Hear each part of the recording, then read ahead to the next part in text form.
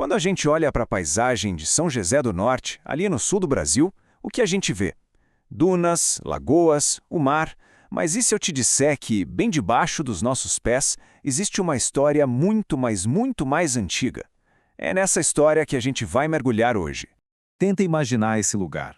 Antes de qualquer construção que a gente conhece hoje, um mundo sem as ruas, sem as cercas, um lugar governado por outros ritmos, pelo som do vento, pelo movimento das águas. As pessoas que viviam aqui tinham uma conexão total com esse ambiente. Elas não estavam só de passagem, elas viviam daqui. Pescavam, caçavam, plantavam, tinham seus rituais, suas famílias. E o conhecimento delas não estava nos livros, mas na maré, na direção do vento. E aí fica a grande pergunta, né? Quem eram essas pessoas? Como a gente pode conhecer a história de um povo que não deixou uma única palavra escrita? A resposta, e isso é o mais fascinante, está literalmente enterrada. Para conseguir ler essas histórias que a Terra guardou, a arqueologia entra em cena. Ela nos dá as ferramentas para organizar esse passado todo e finalmente começar a entendê-lo. E a palavra-chave aqui é tradições arqueológicas. É muito importante entender isso. Não é o nome que esses povos se davam. São, na verdade, rótulos, classificações que os cientistas criaram para agrupar culturas que tinham costumes parecidos. Pensa como se fossem famílias de vestígios. E como é que se define uma dessas tradições? Bom, é um trabalho de detetive. Os arqueólogos olham os padrões que se repetem. O jeito de fazer um pote de cerâmica, a técnica para criar uma ferramenta de pedra, o modo como construíram as casas ou enterravam quem morria. Cada detalhe desses é uma pista.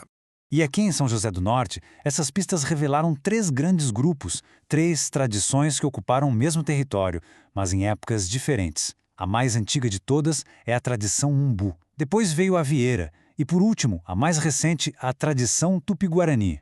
O mais impressionante é que, mesmo sendo tão diferentes entre si, essas 3 tradições tinham uma coisa em comum: uma capacidade incrível de viver e prosperar nesse ambiente costeiro que não é nada fácil. Eles não eram só moradores, eram verdadeiros gestores do território. É por isso que se diz que há inteligência territorial nesses vestígios. Sabe o que isso quer dizer? Que aqueles objetos antigos que a gente encontra não são só coisas velhas. Eles são a prova de um conhecimento profundo da natureza, de estratégias muito bem pensadas para viver bem aqui. Olha só que interessante como cada grupo tinha uma estratégia completamente diferente para usar os recursos daqui. Primeiro, a tradição Umbu. A gente encontra pontas de lança e raspadores. Isso nos diz que eram caçadores-coletores nômades, sempre em movimento, seguindo os animais e as plantas da estação. Eles eram os mestres dos campos, caçavam cervos, tatus e sabiam exatamente quando e onde coletar cada fruto ou raiz. Depois vem a tradição Vieira. Eles deixaram os famosos cerritos, que são morros artificiais feitos de terra e conchas. Uma verdadeira obra de engenharia para criar ilhas secas em áreas que alagavam. Com isso, eles garantiam acesso o ano todo aos recursos da lagoa: peixes, moluscos, aves. Uma estratégia de fixação genial. E por fim, a tradição Tupi-Guarani. A cerâmica deles, super bem feita, era para quê? Para guardar grãos. Isso mostra que eram agricultores. Eles dominavam o cultivo de mandioca, de milho e transformavam a paisagem com suas roças. 3 tempos, 3 formas brilhantes de gerenciar o mesmo lugar. E talvez o mais incrível de tudo é que essas culturas tão diferentes viveram muitas vezes exatamente no mesmo lugar. É como se a terra de São José do Norte fosse um livro, e cada povo escreveu uma página em cima da outra. Exatamente isso. Numa única escavação, os arqueólogos encontram vestígios desses 3 mundos, um em cima do outro. É a prova física, concreta, de que essa terra tem uma história de ocupação humana muito longa e contínua. Imagina que a gente está cavando. Lá no fundo, nas camadas mais antigas, a gente acha as ferramentas de pedra dos caçadores Umbu.